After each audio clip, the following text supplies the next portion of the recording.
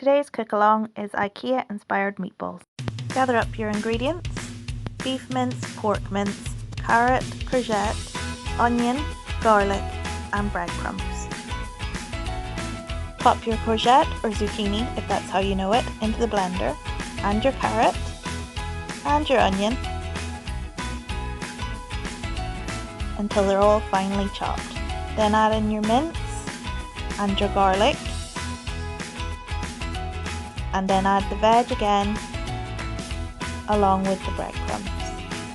Give it a good pulse and shape into balls.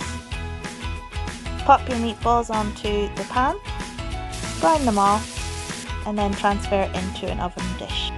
Cook for 25 minutes at 180 degrees in the oven. Now start your sauce. Melt the butter, add in the flour, and then gradually add in your milk until you get a nice smooth sauce. Add in your chicken stock and your beef stock and your soy sauce and give it all a good stir. Now you're ready to serve it up.